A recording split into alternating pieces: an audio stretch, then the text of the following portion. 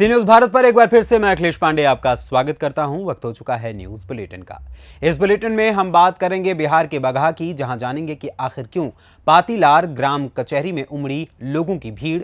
इसके अलावा बात करेंगे पाकुड़ की, जहां देर रात लगी भीषण आग से झोपड़ी जलकर हुई राख। साथ ही आगे चर्चा करेंगे राजस्थान के बकानी की, जहां अहले अंजुमन इस्लामिया कमेटी के सदर के चुनाव हुए संपन्न। और भी तमाम खबरों पर आइए करते हैं विस्तार से चर्चा। खबर बगहा से है। यहाँ पतीलार ग्राम कचहरी की सरपंच लालमती देवी, पति प्रदेश के उपाध्यक्ष सह जिला अध्यक्ष जगन्नाथ यादव, उप सरपंच बबीता देवी, ग्राम कचहरी सेवा सचिव उमेश कुमार दुबे, न्याय मित्र कुमार, अतुल रंजन, पंच नूर आलम खान और साथ में चिंता देवी पतीलार ग्राम सभा कचहरी में उपस्थित होकर कई मामलों का निपटारा किया। ग्राम सभा कचहरी में आज तक कुल आवेदन 521 आए, जिसमें प्रदेश के उपाध्यक्ष जगन्नाथ यादव के द्वारा 501 आवेदनों का निपटारा किया गया है। कल 5 आवेदन ग्राम कचहरी में आए, जिसमें मारपीट और जमीनी विवाद था, उसका भी निपटारा किया गया। राजस्व मद में 52,100 रुपये सरकारी कोष में जमा किया गया। वहीं पश्चिमी चंपारण का ये पहला ग्राम सभा कचहरी है जो 521 मामलों में 501 विवादों का निपटारा किया है। अगर ऐसे सरपंच पंचायत में हो तो एक ही भी केस थाने तक नहीं आएंगे। वहीं लोगों को कोर्ट और कचहरी का चक्कर नहीं लगाना पड़ेगा। बगहा से सी न्यूज संवाददाता मनोज की रिपोर्ट।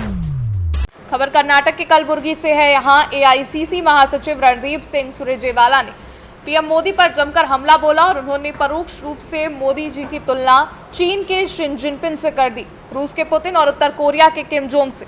वहीं एआईसीसी महासचिव और कर्नाटक प्रभारी रणदीप सिंह सुरजेवाला ने पीएम मोदी पर हमला बोला। जिला कांग्रेस कमेटी ने बौद्धिक गोष्ठी का आयोजन किया। बौद्धिक सम्मेलन में रणदीप सिंह ने कहा कि पीएम मोदी ने कहा था कि वो 1 साल में 2 करोड़ नौकरियां देंगे, लेकिन वो देने में असफल रहे। उन्होंने कहा कि पीएम मोदी ने कहा था कि 100 स्मार्ट सिटी बनाएंगे, लेकिन फेल हो गए।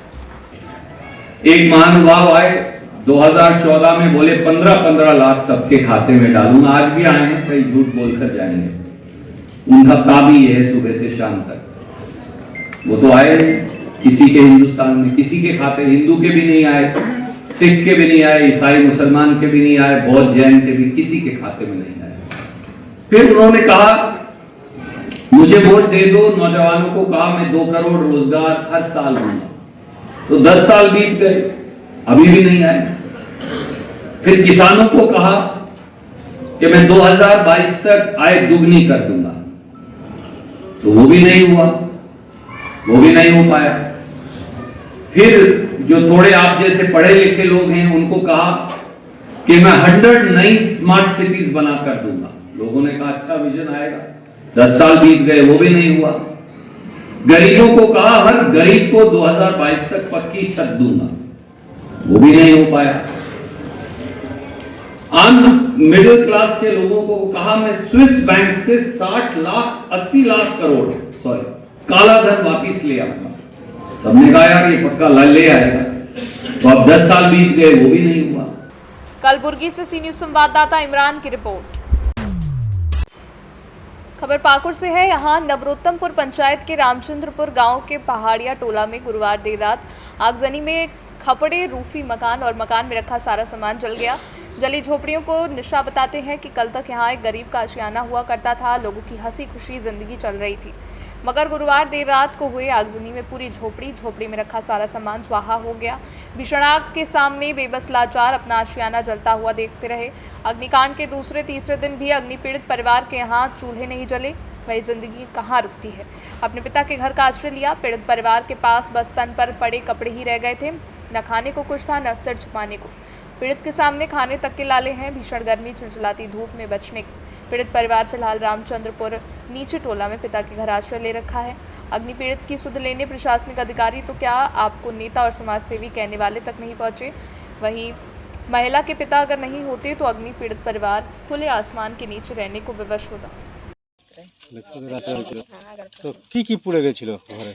যত সংসারে যত সামান থাকে সব আড়ি কুড়ি বিছনা কেনা কিছু আছে। ছেলে পেলে আছে তোমার ছোট? হ্যাঁ, এই দুটো মেয়ে। এদিকে किताब वगैरह भी सब कॉपी भी जल गया क्या? कॉपी किताब भी जल गया। कैसे जाती है पढ़ने? এখানে স্কুল আছে।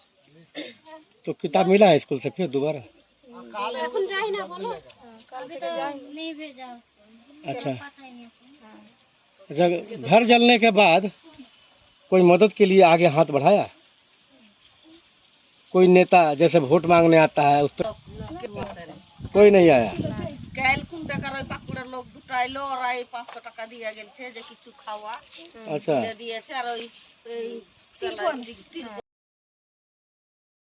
আগ লেগেছে তো আপনারা এই আপনি ধরেন আগ লাগা পরে তো সব জ্বলেই গেছে সব। ওরা দুটো ছিল, একটা ছেলে ওর মা আর বেটি ছিল।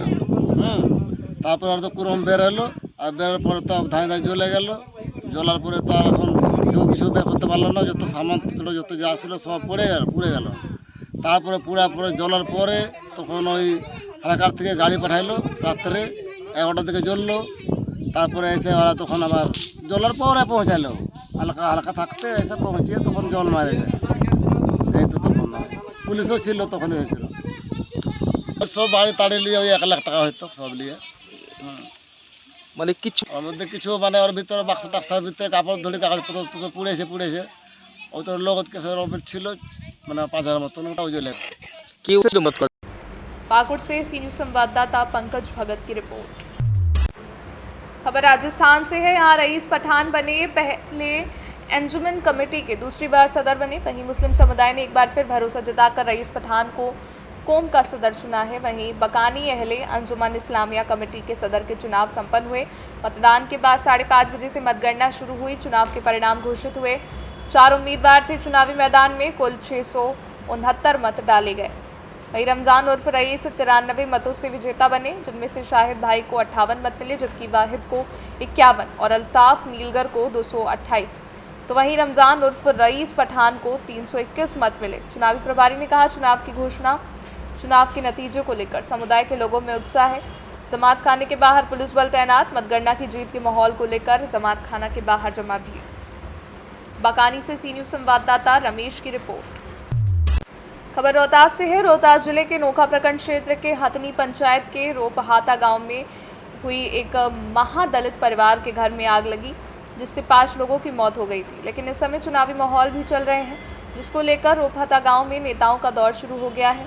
काराकाट लोकसभा से चुनाव लड़ रहे इंडिया गठबंधन के प्रत्याशी राजाराम कुशवाहा ने पीड़ित परिवार से मिलने पहुंच गए। चुनावी माहौल को देखते हुए बिहार सरकार के मंत्री संतोष सिंह और निर्दलीय प्रत्याशी पवन सिंह भी पीड़ित परिवार से मिलने पहुंचे थे। रोहतास से सी न्यूज़ संवाददाता पंकज कुमार की रिपोर्ट। फिलहाल के लिए इस न्यूज़ बुलेटिन में बस इतना ही। एक छोटे से ब्रेक के बाद पुनः हाजिर होंगे कुछ और खबरों के साथ। बने रहें सी न्यूज़ भारत के साथ।